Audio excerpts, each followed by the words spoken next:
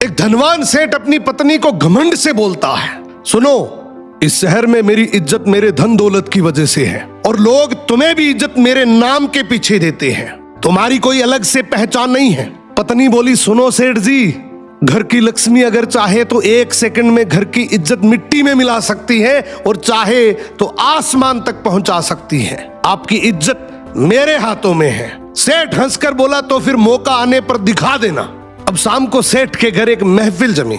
मित्र, रिश्तेदार, जान पहचान वाले लोग हंसी ठिठोली कर रहे थे। तभी अचानक सेठ का सबसे छोटा बेटा जोर जोर से रोने लगा। सेठ ऊंची आवाज से बोला, ये बच्चा क्यों रो रहा है? पत्नी बोली, आपका बेटा बार बार खिचड़ी मांग रहा है, जबकि अभी थोड़ी देर पहले इसने भर पेट खाया है। घर में बाकी लोगों का भी तो सोचना है, सब कुछ इसे ही कैसे दे दूं?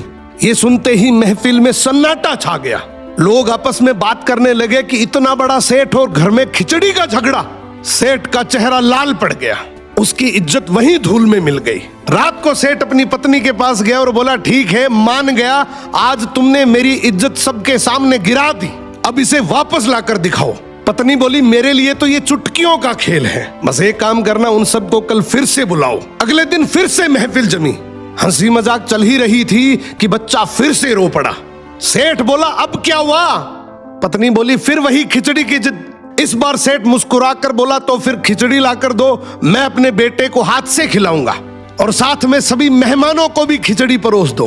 पत्नी ने तुरंत रसोइयों को आदेश दिया, बड़े ठाट बाट से हांडियां लाई गई, मेहमानों को कटोरी में खिचड़ी परोसी गई। लेकिन वो साधारण खिचड़ी नहीं थी, उसमें केसर की खुशबू, बादाम, काजू, पिस्ता, किशमिश और घी की महक।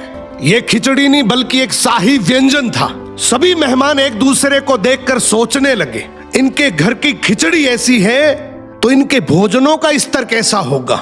सेठ के घर की रहीसी की चर्चा पूरे शहर में फैल गई। सेठ अपनी पत्नी के सामने हाथ जोड़कर बोला, मान गया, घर की औरत चाहे तो इज्जत बना भी सकती है और बिगाड़ भी। सो घर की इज्जत पति और पत्नी मिलकर बनाते हैं।